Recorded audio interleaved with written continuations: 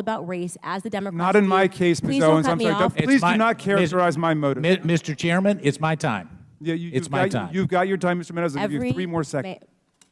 Every 4 years, you bring up race, and you knew exactly what I meant when I said hilarious, and you just tried to do live what the media does all the time to Republicans, to our president, and to conservatives, which you tried to manipulate what I said to fit your narrative, okay? This hearing, in my opinion, is a farce, and it is ironic that you're sitting here and you're having 3 Caucasian people testify and tell you what their expertise are. Do I know what my expertise are?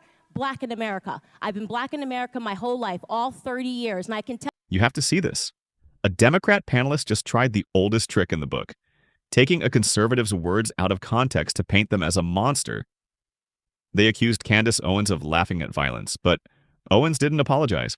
She turned the tables and exposed their entire hearing as a political farce designed to scare voters before an election. This is a masterclass in how to dismantle racial demagoguery. Her final rebuttal is pure fire.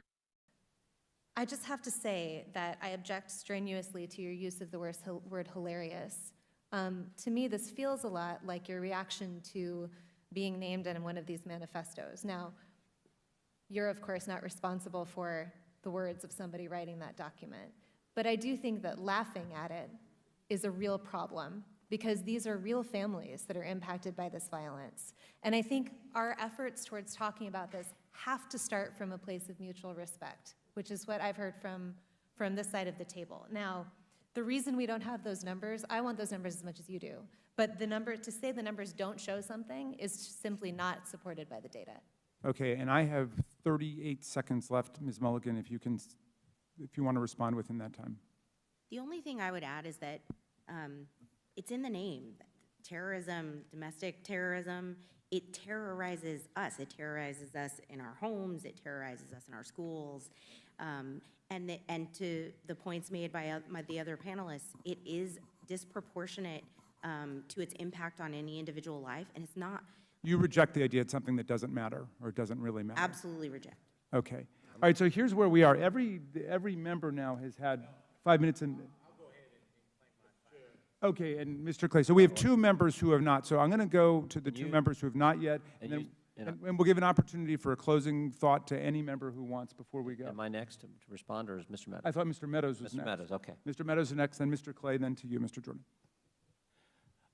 Ms. Owens, obviously this is a gang up on you. You know, we're giving these witnesses the ability to do a rebuttal on you, and so you know, I find it unfair, Ms. Belew. I mean, you know, candidly, for you to show mutual respect and then you to go after Ms. Owens, it's not appropriate. So, Ms. Owens, you can have 4 minutes and 34 seconds to respond. However, yield for a second. I'll yield to. Thank you. I believe, Ms. Owens, when you used the word hilarious, it was referencing the fact that no one had asked you a question. It wasn't to the subject matter of the hearing. Is that right? That is correct. And to have another witness insinuate something that is not accurate is just not appropriate, Mr. Chairman, for how witnesses are supposed to behave in front of this committee. I also think you didn't say it doesn't matter about the subject matter of today's hearing. You said there are other subjects that matter as well, and maybe we should spend some time on those. Is that accurate? That is correct, and they matter much, much, much, much more, and I have said that. I said that in my opening, and I will say it again. You know that white supremacy and white nationalism is ranks nowhere near the top of the issues that are facing Black America. And the reason that you are bringing them up in this room is because it is an attempt to make the election all about race as the Democrats Not in my case, Ms. Owens. I'm sorry. Please do not characterize my motive. Mr. Chairman, it's my time. Yeah, it's my time. You've got your time, Mr. Meadows. I'll give you 3 more seconds. Every 4 years, you bring up race, and you knew exactly what I meant when I said hilarious, and you just tried to do live what the media does all the time to Republicans, to our president, and to conservatives, which you tried to manipulate what I said to fit your narrative, okay?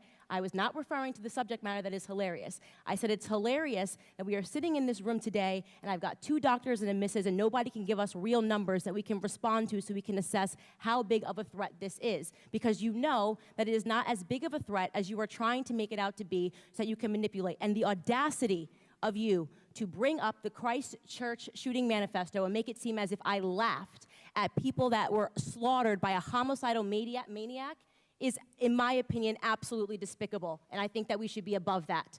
to try to assign reality or any meaning to a homicidal maniac writing a manifesto, which, by the way, let the record show, also stated Spyro the Dragon, the child's cartoon, as a source of inspiration. He also cited Nelson Mandela as a source of information. I don't think that Nelson Mandela has inspired mosque shootings. You can correct me if you think I'm wrong.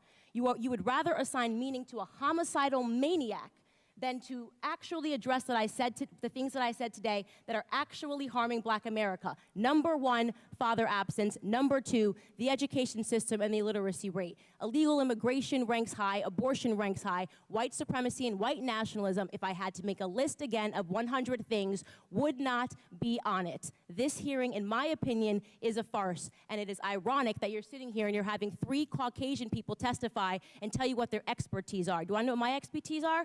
Black in America. I've been Black in America my whole life, all 30 years, and I can tell you that you guys have done the exact same thing every 4 years ahead of an election cycle, and it needs to stop. I'll yield back. Thank you, Mr. Meadows. And What we just witnessed was Candace Owens giving a clinic on how to fight back against the left's weaponized identity politics. Miss Mulligan tried to shame Owens, twisting her use of the word hilarious to imply she was mocking victims of violence. It was a cheap, manipulative media tactic. But Owens destroyed that argument. First, she clarified the truth. She found it hilarious that so-called experts couldn't provide basic data to justify the hearing's fear-mongering premise. Then she exposed the real motive. She called the hearing a farce, pointing out it's the same race-based panic Democrats push every 4 years to win elections. While they hyper-focus on minimal threats, she listed the actual crises destroying Black communities: father absence, failing schools, and illegal immigration. Owens didn't just defend herself, she reframed the entire debate from leftist fiction to conservative truth. She was the only one speaking for the real everyday concerns of Black America,